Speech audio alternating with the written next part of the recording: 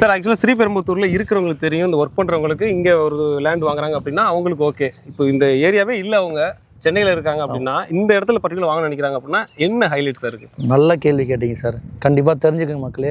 ஸ்ரீபெரும்புத்தூர் பற்றி 100% தெரிஞ்சுக்க வேண்டிய விஷயம். இன்றைக்கி ஈஸியாக இருக்கட்டும், ஓஎம்ஆராக இருக்கட்டும், சும்மா சொல்கிறேன், ஒரு எம்ப்ளாய்மெண்ட் காரிடார் மட்டும்தான் இருக்குமே தவிர, இப்போ ஈஸியாக எடுத்தால் என்டர்டைன்மெண்ட் காரிடார் தான், எம்ப்ளாய்மெண்ட் கிடையாது. ஓஎம்ஆர் எம்ப்ளாய்மெண்ட் மட்டும் தான், என்டர்டைன்மெண்ட் கிடையாது. அது இல்லாமல் எஜுகேஷன் இன்ஸ்டியூட் அந்த மாதிரி கிடையாது, ட்ரெயின் டிரான்ஸ்போர்ட் கிடையாது. நம்ம ஸ்ரீபெரும்புத்தூர் லொக்கேஷன் தான் இன்றைக்கி சென்ட்ரல் கவர்மெண்ட்டாக இருக்கட்டும், ஸ்டேட் கவர்மெண்ட்டும், ஒரு மெட்ரோ இல்லை ஏர்போர்ட்டு, ஏன் இப்போ இருக்கிற குத்தம்பாக்கம் பஸ் ஸ்டாண்டு, இது எல்லாமே இந்த பக்கம், அதாவது ஜிஎஸ்டிக்கு அப்புறம் ஆல் த டிரான்ஸ்போர்ட் இருக்கிற ஒரே ரோடுன்னு பார்த்தீங்கன்னா தமிழ்நாட்டிலே, நாட் ஓன்லி சென்னை, தமிழ்நாட்டிலேயே ஜிஎஸ்டிக்கு அப்புறம் இந்த ஸ்ரீபெரும்புத்தூர் பெங்களூர் ஹைவேஸ் மட்டும்தான். அதுலேயும் அந்த ஸ்ரீபெரும்புத்தூர் டவுனுக்குள்ளேயே ஃபஸ்ட்டு லேஅவுட்டு நம்ம ஜேஜேஷ் அசோக் நகர் தான். அது எல்லாம் போக ஒரு ஹைவேஸ்க்கு ஒரு 100 மீட்டரில் இருக்கிற லேஅவுட்டுன்னு பார்த்தா எதுவுமே கிடையாது. கரெக்ட், நம்ம லேஅவுட் மட்டும்தான். கரெக்ட். இப்போ நம்ம வர வழியிலே பார்த்தோம், ஆக்சுவலாக அவங்க வந்து ஹைவே வந்து ஜஸ்ட் இங்கேருந்து பக்கத்து காம்பவுண்ட் மாதிரி, ஸோ அங்கே தான் இருக்குது ஹைவேவே. ஸோ அதனால் நீங்கள் ஈஸியாக அக்சஸ் பண்ணிக்க முடியும்.